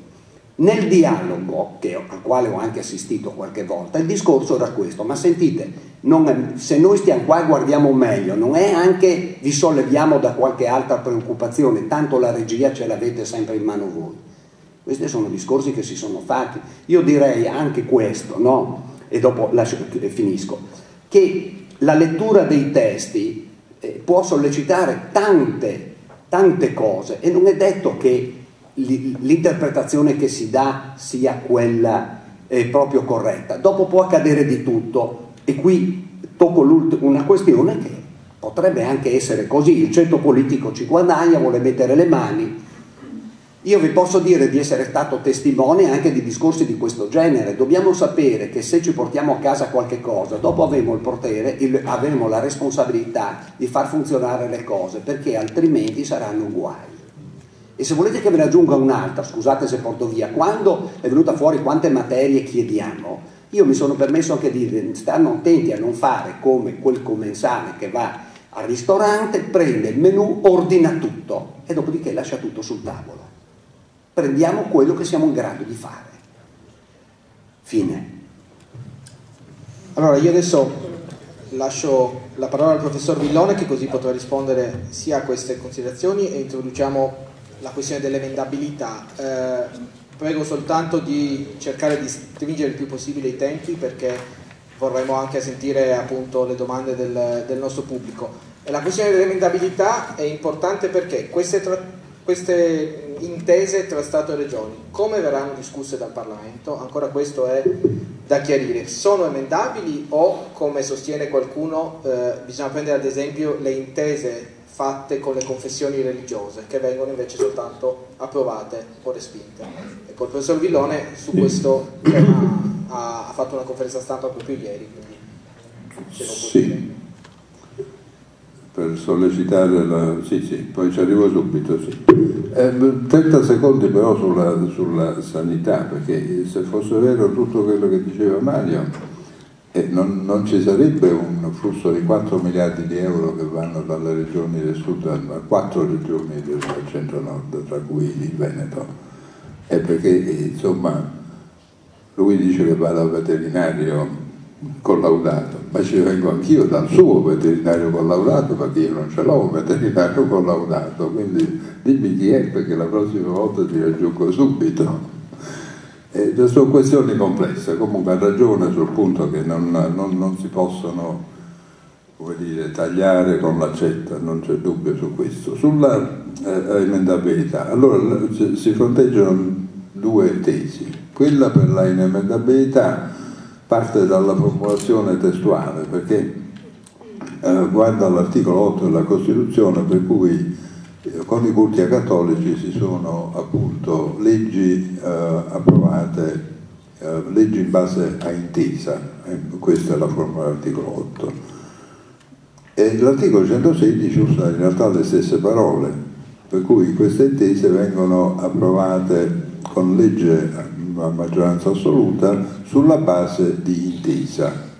Cioè, l'accordo, o meglio, l'accordo con la regione è approvato con legge sulla base di intesa con la regione, come vi dicevo all'inizio la procedura. Allora, si è detto prendiamo la prassi dei culti cattolici, perché quella prassi prevede che ci sia una trattativa tra il culto cattolico e lo Stato, la firma di un'intesa, poi si va in Parlamento e con una sostanziale, tra virgolette, inemendabilità, non totale, perché ci sono vari precedenti nel senso di emendamenti approvati, il Parlamento approva, e quindi si vuole fare lo stesso per questa intesa qui. A parte il fatto che nel contesto, siccome appunto per tanto tempo non si è riusciti a vedere le carte, qualcuno parla dell'occultamento del segreto, poi è stato così o non è stato così, non voglio polemizzare su questo. Aggiungere a questo un percorso inemendabile in Parlamento sembra come dire: allora proprio non volete far discutere, perché prima nascondete le carte, poi le portate in Parlamento e nemmeno là permettete che si parli. Quindi sembra proprio un insistere nella perversione, diciamo così. Ma a me pare che ci sia altro, perché vedete, l'intesa per i culti cattolici si fonda sulla premessa, cioè sull'obiettivo di garantire la separatezza del culto cattolico e garantire la sua identità, che non ci sia una maggioranza che entra, diciamo, nelle questioni interne del culto cattolico. Per dire un tema che viene sempre nelle intese, che affiora sempre come punto delicato, per esempio, è l'individuazione del ministro del culto. Perché? Perché ovviamente è una figura centrale per qualsiasi culto, quindi è chiaro che se io vado in Parlamento e mi cambiano una parola, non è banale la questione. Quindi è questa separatezza che si vuole tutelare con l'inemendabilità, questa diversità ecco, questa diversità e separatezza, sono questi valori. Il punto è che nell'articolo 116 ci sono valori che non hanno senso, perché non è che ci sia diversità e separatezza dei cittadini lombardi o veneti, certamente no, sono persone che hanno esattamente gli stessi diritti e gli stessi doveri di tutti gli altri. Se c'è qualcosa, c'è un problema, c'è un obiettivo di eguaglianza, al contrario, quindi non c'è il fondamento vero, non c'è la ragione, diciamo, al fondo della scelta per la inemendabilità, che poi è una scelta di per sé in forzatura di quello che è la regola costituzionale di regolamento parlamentare. Quindi una prassi, va tenuto a mente, non è una regola cogente, perché se ci fosse una regola cogente dice bisogna fare così, va bene. Una prassi è quello che normalmente si fa nell'interpretazione delle regole così come sono. Quindi una prassi come principio è aderente alle condizioni. Se non è aderente si cambia, se ne fa un'altra, proprio perché non c'è una cogenza predeterminata. Non si può dire ma abbiamo fatto sempre così, ma se le condizioni sono diverse non fai più così, è un'altra cosa. E quindi diciamo già questo ci dice che bisognerebbe prendere un'altra via. Quale via? Io dico sempre, bisogna guardare a quello che c'è e quello che non c'è nell'articolo 116, perché nel 116 noi troviamo i mattoni, diciamo, troviamo la proposta della Regione, l'approvazione a maggioranza assoluta, l'intesa. Però non sappiamo, non ci dice il 116 in che ordine devono venire, non ci dice che ci deve essere la proposta, l'intesa con il governo blindata, l'approvazione a maggioranza assoluta senza modifiche. Questo non c'è nel 116, certamente non c'è nemmeno nel regolamento parlamentare. Allora noi possiamo pensare a un percorso che ci dica proposta della Regione, preintesa con il governo, in Parlamento presentazione del disegno di legge governativo, ma con pienezza, con ampia, diciamo, con un percorso parlamentare libero da qualunque restrizione, prima dell'approvazione finale, quando cioè il testo è ormai consolidato, si deve solo fare l'ultimo voto finale che chiude, si verifica se c'è ancora l'intesa. Si chiama la Regione, si dice tu sei d'accordo su questo testo come è uscito dal lavoro parlamentare? Sì, no. Se dice di sì, bene, se dice di no, si torna indietro e si tratta di nuovo. E il 116 questo lo consente, secondo me lo impone, in un certo senso lo impone, insieme al regolamento parlamentare. Quindi io credo che se i Presidenti delle Camere si azzardano a dire a uno dei parlamentari, questo ho detto ai parlamentari ieri, se vi tolgono anche un solo emendamento su questo, secondo me voi siete legittimati a fare ricorso sul conflitto tra poteri alla Corte Costituzionale, sulla base della ultima giurisprudenza della Corte, ordinanza 17/2019, perché la Corte ha sì dichiarato inammissibile il conflitto sollevato per la legge di stabilità, ma ha detto con grande chiarezza che il singolo parlamentare è legittimato a fare ricorso qualora vengano lesi le sue attribuzioni costituzionalmente definite, e sicuramente la partecipazione alla formazione della volontà legislativa è la principale attribuzione del parlamentare. Sta là per questo, lo paghiamo per questo. E quindi io ieri ho detto, qualcuno, basta un ricorso per bloccare tutto, io sono pronto a scriverlo il ricorso. Ho avuto un certo successo, devo dire, quindi io spero molto che qualcuno metta in moto questo meccanismo, così ci divertiamo, perché purtroppo gira questa idea folle che è come i culti cattolici, o addirittura dice qualche bell'ingegno come un trattato internazionale.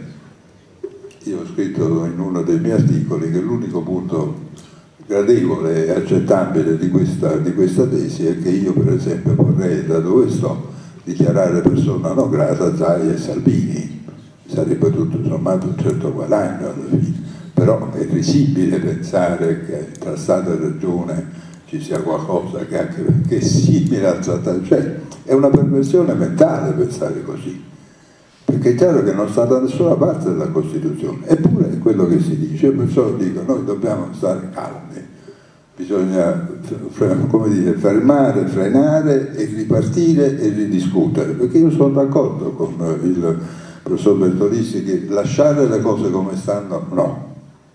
Io sono d'accordo su questo, vorrei che fosse chiaro, ma non è che io sono d'accordo, c'è un sentire comune su questo, ma in questo modo c'è un sentire largamente, come dire, condiviso della inaccettabilità di quello che si è fatto. Quindi bisogna scegliere se questo paese lo vogliamo scassare o lo vogliamo aggiustare, e io credo che dobbiamo fare le cose per aggiustarlo. Bene. Adesso c'è il tempo per i vostri interventi. Prima però il professor Bertolissi aveva proprio un flash su questa questione dell'emendabilità.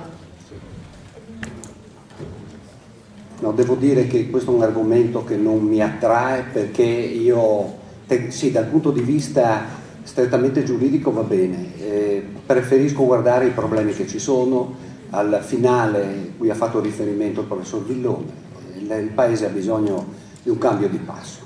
Ecco, io fino adesso non ho visto non ci sono state altre strade, ecco, che questa sia quella buona non lo so, ecco, però come si dice, qui siamo e qui bisogna che consideriamo i dati di fatto con cui ci misuriamo. Tra l'altro c'è sempre il problema del posto del lavoro da dare a lavorare alle nuove generazioni. Ecco, sì, va bene, basta così. Allora io vi pregherei.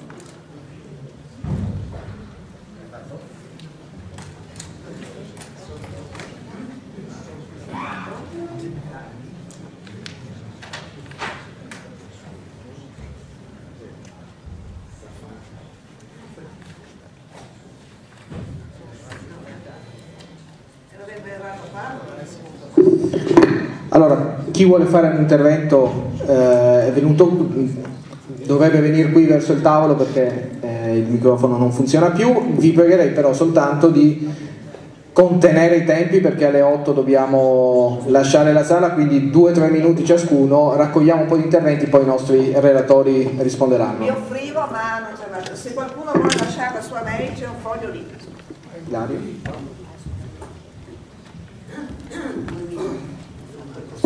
Tanto buonasera a tutti, sono Simonaggio e sono noto per essere un esponente della CGIL, insomma non perdiamo tempo con i titoli, che sennò bruciamo i 3 minuti. Io volevo darvi uno spaccato che è anche una domanda. Il primo è questo: noi abbiamo molto insistito in questa ultima fase, sia con i documenti nazionali che regionali, che bisogna fissare, come avevano visto la legge 42 dai Calderoli, prima di tutto i livelli essenziali delle prestazioni. È una condizione prima di qualsiasi trattativa. Quello tra l'altro è un diritto soggettivo delle persone, e avendo bene chiaro, questa è un po' la domanda, che intanto i diritti essenziali non sono diritti minimi. Vorrei che questo termine fosse ben colto: essenziali non sono minimi. E quindi questo è il primo elemento. Il secondo elemento, io la penso come Bertolissi prima. Abbiamo provato a spiegare a Zaia che è meglio chiedere le materie su cui siamo pronti e non 23, perché c'è qualche materia che il Veneto avrebbe da imparare. Quando tocchiamo il tema ambientale, per esempio, noi abbiamo una serie di disposizioni della Comunità Europea che sancisce in maniera pesante il Veneto, che si chiamano i rifiuti che abbiamo sotterrato e continuiamo a sotterrare in Veneto, quindi le discariche, il servizio idrico integrato, in cui l'ultima vicenda si chiama FAS, ma potrei continuare con esempi di questo tipo. Altra questione delicata, la penso invece come Bertolissi sulla spesa storica. Io vedo solo qualche dato, poi ci riflettiamo tutti insieme.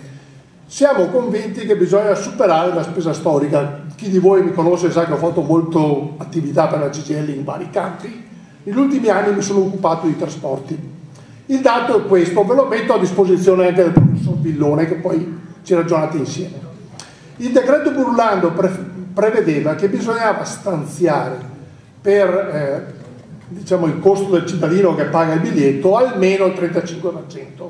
Il Veneto viaggia intorno al 45%, idem le altre 2 regioni di cui siamo interessati con le preintese. In Campania quel valore lì vale il 10%.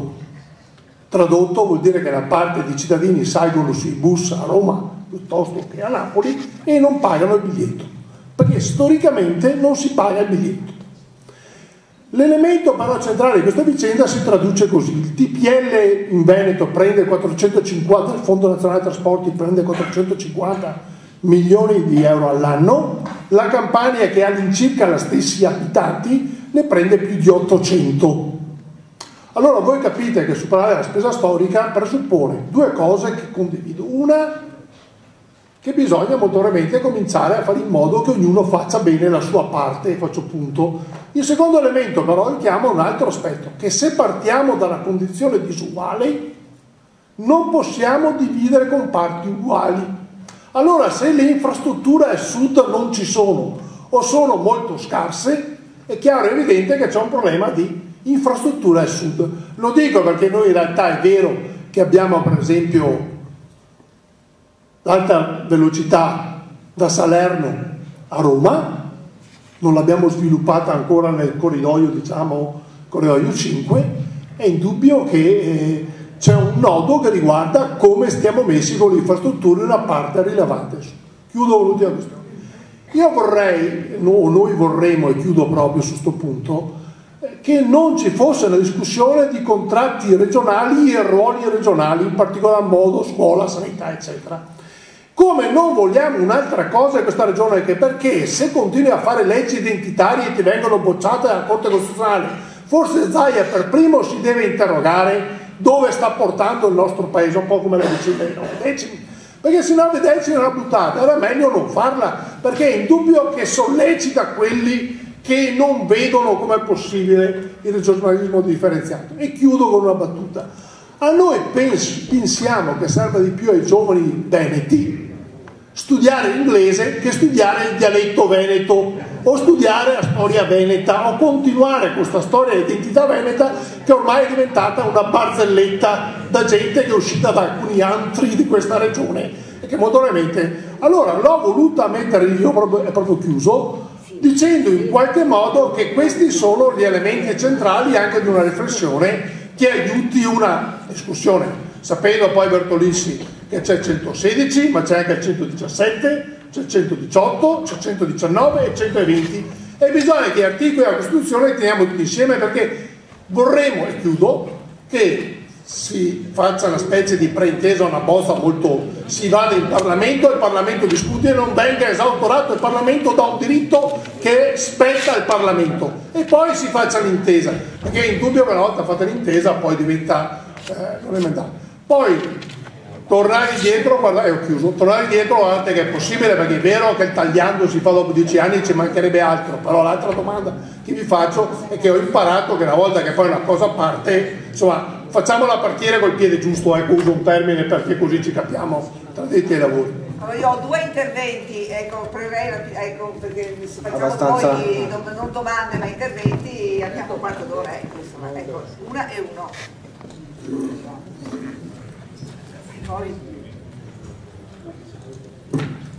Io in realtà vorrei fare proprio delle domande, non degli interventi, dopo aver ringraziato entrambi i professori che sono venuti a presentarci la questione dell'autonomia differenziata.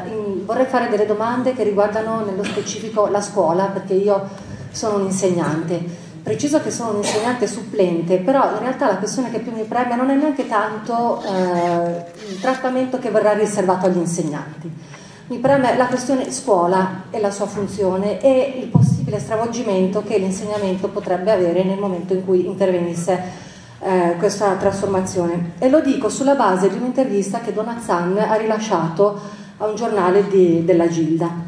In questa intervista Donazzan ha dichiarato esplicitamente che nel momento in cui la Regione prenderà in mano tutto il settore scolastico, anche gli istituti professionali e i tecnici, questi in particolare verranno destinati a servire le necessità produttive dei territori. Questo proprio per dichiarazione esplicita dell'assessora, questo comporterà l'ingresso all'interno degli organi collegiali di rappresentanti delle aziende, i quali potranno determinare l'offerta formativa. Quindi in realtà non è tanto la questione del dialetto veneto, che io insomma insegnando italiano sarei anche felice di incontrare, perché è una varietà linguistica interessante. La questione è che rischia di essere stravolto completamente il fine che la Costituzione ha stabilito per la scuola. E poi tra l'altro, se all'interno della scuola i percorsi formativi verranno definiti dalle regioni, mi domando quale validità avrà il titolo di studio regionale, e poi per quel che riguarda gli insegnanti che saranno assunti con con concorso regionale, che spedibilità avrà quel concorso sul territorio nazionale. Questa è una questione. L'altra domanda è, mi scuserete, insomma, io la faccio sulla base di interrogativi che ho sentito proporre da altri, e spero di non essere ingenuo, di non proporre ipotesi o domande troppo sciocche. Comunque si tratta di mettere in relazione l'articolo 33 con l'articolo 114 della Costituzione. L'articolo 33 stabilisce che scuole private ci possono essere, ma non devono essere un onere per lo Stato, giusto? Nell'articolo 114 della Costituzione è scritto che la Repubblica è costituita da, non lo cito a memoria, quindi perdonatemi se sbaglio, ma da comuni, regioni, province, aree metropolitane e Stato. Allora, nel momento in cui la scuola entrasse nelle mani della regione, l'articolo 33 potrebbe essere saltato, bypassato, perché l'articolo 33 dice che le scuole private non devono essere un onere per lo Stato, ma potrebbero essere un onere per le regioni, perché a quel punto in Costituzione non ci sarebbe più un vincolo. Ecco, questi erano gli interrogativi che volevo porre. Altra domanda, e poi purtroppo o fate le domande proprio, altrimenti se parlate così non hanno tempo per rispondere.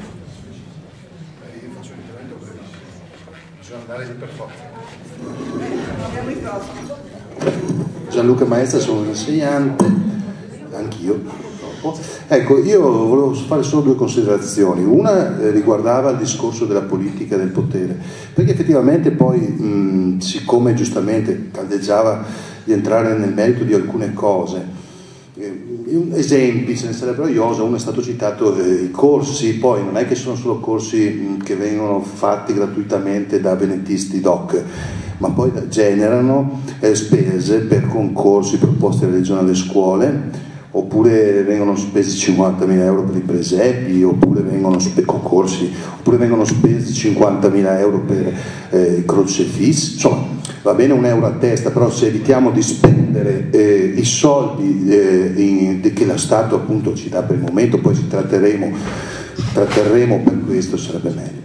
La seconda osservazione è questa: perché io mi dovrei fidare di una regione? Perché si dice vicinanza. Allora, parliamo di vicinanza e citiamo una legge importante dello Stato, no? La Legge 180, già 626, che poneva alle regioni tutte, non solo al Veneto ovviamente, a tutte, la questione sulla sicurezza delle scuole come una questione particolare rispetto agli altri ambienti di lavoro. Bene, noi sono 10 anni che aspettiamo che le regioni decretino quali sono i livelli, le norme che devono garantire i livelli di sicurezza, quante persone possono stare in determinati ambienti di lavoro che non siano i laboratori e le palestre. Ora, se 10 anni non sono tanti e mi si chiede di dargli altre 23 attribuzioni e non un semplice decreto che possa rendere attuative le normative sulla sicurezza dell'ambiente di lavoro, mi dico: perché dovrei fidarmi? Perché non dovrei credere che c'è dietro appunto solo una questione di potere, che poi i tecnici si accalorano e giustamente fanno il loro e credono in quello che fanno, ma l'idea è che se ci sia una strumentalizzazione di persone che credono in quello che fanno per scopi che non sono proprio così appunto chiari. Okay. Fulminante però, ecco. Delle considerazioni, quando si parla di regione a statuto speciale non si parla mai della differenziazione delle varie regioni a statuto speciale, perché non sono tutte uguali, non sono tutte autonome allo stesso modo. E chiudo. Altra considerazione: come cittadino, al di là dei tecnicismi finanziari che sono importanti, procedure costituzionali importantissime, le cose sarebbe opportuno sapere a livello organizzativo quali sono le materie e quindi poi finanziate che sono utili affinché vengano gestite dal territorio. In Europa abbiamo l'Austria, la Germania, la Spagna, sono già federali, quindi si può anche vedere. Però sarebbe anche opportuno, e questa per carità è stata una spinta, però anche vedere quali sono le materie. Io condivido aver fatto la domanda, è come quello che dice va al ristorante, ordino tutto, poi mangio quello che mangio. però sono importanti partire da cosa è opportuno che il territorio gestisca e poi segua tutto il resto. Non so se questa poi sarà difficile da applicare. Va bene. Però secondo me... Grazie. L'ultima, veramente velocissima. Nella relazione del professor Bertolissi è stata portata a favore della regionalizzazione o dell'autonomia differenziata una ipotesi di funzione della regione per le concessioni autostradali che avrebbero questo compito di rispettare, di far rispettare la concessione nel territorio regionale. Ora vi domando, questo diciamo ipotesi di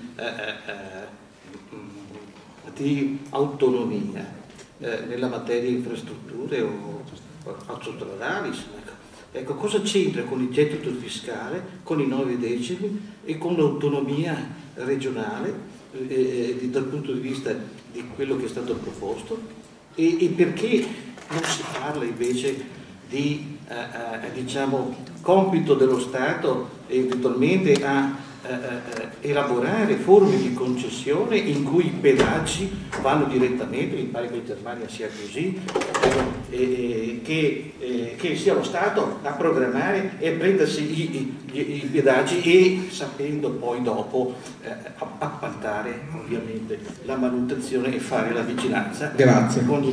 Grazie, allora cominciamo con le risposte, facciamo rispondere prima il professor Villone e poi il professor Bertolissi. Sì, perché in realtà io sono d'accordo con quasi tutto quello che è stato detto.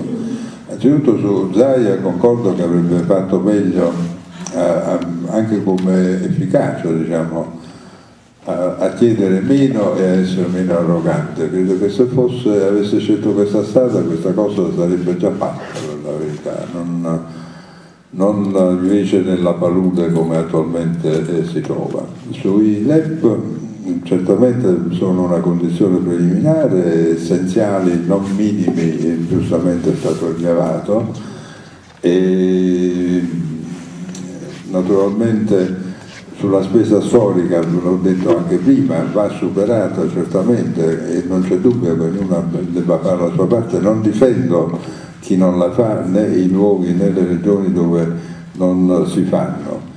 E non c'è dubbio che le infrastrutture al sud manchino, perché io sono andato l'altra settimana a Bari, ci ho messo 4 ore, più o meno lo stesso tempo che ci ho messo per venire a Padova, quindi si può capire come non si possono poi omettere di considerare queste cose. Sulla partecipazione di aziende alle scuole mi pare ovvio che poi il valore extraregionale sia nessuno, perché che cosa può importare a me che c'è stato l'artigiano veneto che ha chiesto non so che cosa, insomma mi sembra evidente che è un minus, non è un più. E fidarsi della regione sicurezza delle scuole, aspetta da 10 anni, ma io personalmente non mi sono mai fidato delle regioni per niente, quindi mi solidarizzo con lei. Ovviamente non c'è nessuna garanzia di maggiore efficienza della regione rispetto a uno Stato che funzioni, quindi bisogna vedere giustamente dove va la dimensione dell'interesse. Io perciò ho parlato di dimensione regionale dell'interesse. Vedete il fatto delle concessioni, si vuole verificare che l'autostrada nella regione ci sia una buona manutenzione. Ma io la voglio in tutto il paese e la vuole anche il Veneto, il cittadino veneto che viaggia, che viene a casa mia a farsi il bagno e che ovviamente viaggerà su un pezzo sicuro del Veneto, una serie di pezzi non sicuri dopo. È chiaro che non c'è una dimensione regionale in questo. Io perciò dico, c'è per forza il sospetto che al fondo c'è una roba che non va bene. E qual è questa roba che non va bene se non interesse il ceto politico? Capisco che il tecnico non c'entri, perché il tecnico fa il suo mestiere, dice allora che cosa? Si vuole cambiare, si vuole togliere lo scaffale A, si mette sullo scaffale B, si fa così. Ma che poi sia opportuno fare questo passaggio allo scaffale A, allo scaffale B è un altro discorso. E se si fa non perché lo vuole il tecnico, ma perché c'è qualcuno che ci guadagna. E io per questo dico, qua c'è palesemente un interesse del centro politico, se no non si capisce com'è che una regione che sicuramente ci perde ha il governatore che dice anch'io. È pazzo, cretino, è stupido, lo mandiamo a manicomio. No, quello sa bene quello che fa, sta facendo un investimento, sta scommettendo sulla frantumazione, dice si va da quella parte, mi sto posizionando così guadagno pure io. È questo che sta succedendo, né più né meno. È chiaro che non lo vuole il professor Bertolizzi, ma è quello che viene a valle del momento tecnico e del processo politico che si sta attivando, per questo è necessario fermarlo. Grazie, professor Bertolizzi. Scusi, io so che la formazione professionale è un problema e qui è da secoli che guardiamo a quel che si fa in Germania, si vorrebbe preparare la gente perché possa avere un posto di lavoro, non perché sia funzionale a non so quale progetto che l'imprenditore ha di, ecco, questo sì, fa parte di quei discorsi generali che riguardano l'università, la formazione culturale, il fatto che non si deve lavorare per l'imprenditore, però c'è una via di mezzo, abbiamo anche il problema dopo di fare in modo che uno trovi un posto di lavoro, perché homo sine pecunia e mago mortis. Il senza oneri, no? La clausola dell'articolo 33 terzo comma della Costituzione vale per chiunque, dopo qui si aprono dei problemi a non finire, ma non trascurate ad esempio che qui per come è strutturato ad esempio la scuola dell'infanzia, lo Stato risparmia un sacco di milioni ogni anno, a differenza di quello che accade in altre regioni, senza che sotto questo profilo si preoccupi di riequilibrare trasferendo risorse compensative di ciò che le singole famiglie fanno e danno, perché c'è una struttura, una rete di asili privati e non c'è la presenza degli asili pubblici. Dobbiamo tener conto anche di questo, per non dire di tante altre cose. Il problema dei pedaggi, sì, il problema dei pedaggi, uno vorrebbe mettersi le mani sui pedaggi, provate a immaginare perché invece sui pedaggi non ci si mette le mani. Anche tutto quello che riguarda la concessione e i suoi contenuti, questa è tutta roba dello Stato che fa lo Stato, non ci sono dubbi e gli spetta, gli compete. Ripeto, qui, per quello che ne so, la richiesta riguarda soltanto un'attività di vigilanza su se viene adempiuto o non se viene adempiuto. Dunque, diceva prima il professor Villone, mi pare di averlo scritto più o meno alla lettera, non ci può essere fiducia nelle regioni se lo Stato funziona. Il problema è che lo Stato non funziona. Volete che vi faccia degli esempi? Ecco, prendiamo la giustizia. Chi è che ha in mano la giustizia? Ecco, ce l'ha in mano lo Stato. Provate ad andare a vedere come viene distribuito sul territorio l'organico dei giudici. Provate ad avere Vicenza è da decenni con l'organico dimezzato e ci sono tribunali di altri luoghi che hanno il doppio di quello che servirebbe. Allora torno al punto di partenza. Qui invece di tirare fuori le disposizioni, e cioè le prescrizioni, il dover essere, bisogna guardare all'essere, perché per tornare al turismo alla sanità e al manifesto fatto dall'Ordine dei Medici e delle Odontoriati della provincia di Bari, non mi risulta, o forse è molto improbabile che da qui si parta per andare a farsi curare a Bari, invece è molto probabile che da Bari si venga qui. Questo è un dato, il turismo sanitario. E aggiungo un'altra cosa, che questi discorsi rappresentano per me una mina di fondo. Quando ci poniamo questi problemi, bisogna farci una domanda. Noi a quale distanza dall'istituzione delle regioni ci poniamo queste questioni? Perché pare che sia quella data. No, il prossimo anno saranno 50 anni. 50 dico sì. E il mio maestro, nel saggio introduttivo ad un lavoro di 800-900 pagine fatto sulla prima legislatura regionale, 1970-1975, il volume è uscito nel 1976, scriveva: ci sono delle regioni di serie A, ci sono delle regioni di serie B e ci sono delle regioni di serie C. Questi tre gironi non sono cambiati dopo 45 anni circa. Allora voi capite che io vorrei che si prendesse in mano tutto, compresa la storia, compresa compresi tutti i tentativi fatti, perché io penso che oggi ci sia come obiettivo, al di là di quello che la piccola miserabile politica può immaginare, un problema che riguarda il paese. Sapete qual è la norma più importante? È il 97, il buon andamento, che vuol dire buon governo e buona amministrazione, perché noi non possiamo come? Per l'amore di Dio, ma se volete che io vi parli delle banche, di tutto quello che volete, ma io non, il Mose, ma non esiste. Il problema è un problema che riguarda noi cittadini. Oserei dire, non buttiamola in politica se vogliamo venirne fuori. Se vogliamo venirne fuori, per favore, non buttiamola in politica partitica, eccetera. Dobbiamo guardare l'interesse superiore. Questo è un discorso che riguarda le istituzioni. Se vogliamo, continuate, auguri, tanto a me non me ne importa niente, così vi ho pagati con questa moneta. No, ma evitiamo,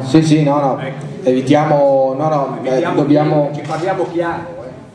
No, infatti lo spirito di questa iniziativa secondo me, per favore, dobbiamo chiudere purtroppo, mi dispiace. Io sottolineerei che lo spirito dell'iniziativa era quello costruttivo e di trovarsi e di discutere insieme, di confrontare diversi punti di vista, e questo ci consente in qualche modo di trovare anche dei punti comuni, e io credo che dei punti comuni questa sera li abbiamo trovati in realtà. Mi piacerebbe che questa iniziativa magari si potesse ripetere una volta che è un po' più chiara come si sviluppa la trattativa tra le regioni, in particolare la regione Veneto e lo Stato, e permettetemi in realtà di ringraziare veramente i nostri ospiti, perché essere qui e confrontarsi non è mai facile, quindi io ringrazio il professor Mario Bertolissi, il professor Mario Villone, gli organizzatori, e vi auguro una buona serata. Grazie.